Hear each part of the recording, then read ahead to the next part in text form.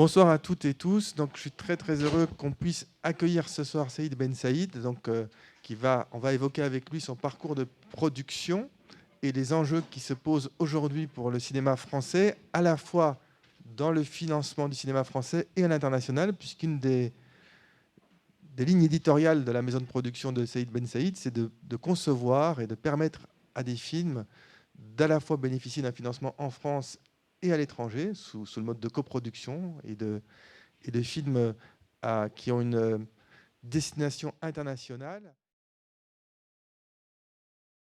Il y a eu quand même une formation, appelons-la comme ça. Disons que je suis allé beaucoup dans les salles en France à partir de l'âge de 20 ans. Et à partir de là, j'ai vraiment vu des centaines de films par an dans les salles. En général, c'était 3 films par jour et ça a duré plusieurs années. Donc, je dirais que c'est là que, tardivement, ma cinéphilie, c'est là que je suis devenu vraiment cinéphile, puisque ma cinéphilie, ça a été 2 choses, la fréquentation des salles et des revues de cinéma.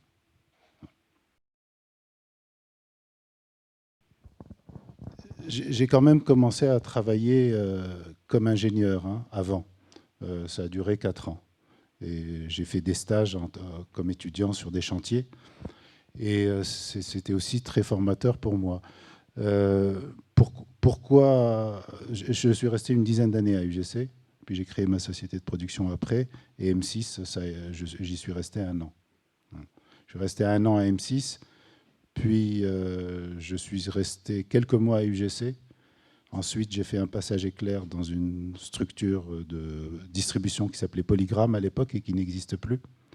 Et après, je suis revenu à UGC pour produire des films pour UGC. Et quand je suis revenu à UGC, j'ai produit des films qui étaient des films qu'UGC voulait produire, comme des films de Francis Weber, comme Lucky Luke, comme d'autres.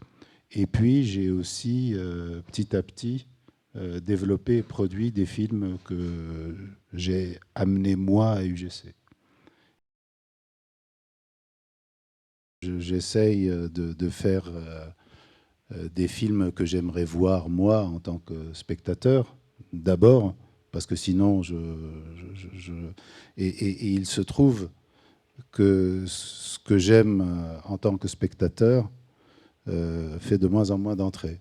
Donc, inéluctablement, les films que je produis, même si ils ont une certaine ambition artistique, non pas toujours une dimension artistique, en tout cas ils ont une ambition, ils ne rencontrent pas un large public en salle. Alors, d'où mon idée, enfin pas mon idée, mais d'où... oui, c'est-à-dire, je me suis dit, autant faire alors des films, si je ne fais pas les ch'tis, disons, il faudrait que je fasse des films qui rencontrent un petit public, mais pas uniquement en France, un petit peu partout. C'était ça un petit peu l'idée. Et cette idée, je la garde toujours parce que, bon, je viens de produire un film qui s'appelle L'été dernier. Ce n'est pas un film qui a marché, c'est un film extrêmement clivant, qui a fait 135 000 entrées en salle en France, mais on l'a vendu dans le monde entier. Donc c'est un film qui va sortir dans une centaine de pays dans le monde. Il ne va pas plus marcher, évidemment, en Angleterre, aux États-Unis, en Australie ou au Japon qu'en France, mais il aura à chaque fois rencontré son public. Et le film, disons qu'économiquement, il s'équilibre comme ça.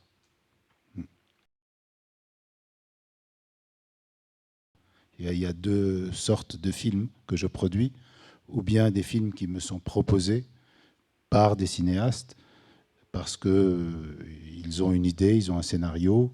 En général, ce sont souvent des films d'inspiration autobiographique.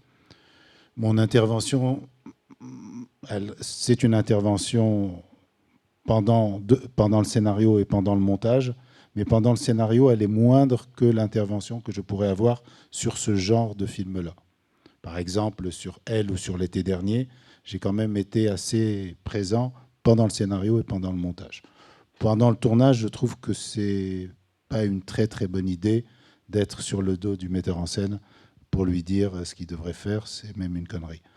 En revanche, moi je regarde les rushs et quand je vois quelque chose voilà, qui attire mon attention, un acteur qui est un peu en dessous, des choses comme ça, à ce moment-là, je le dis parce que ça peut être rattrapé. Ouais.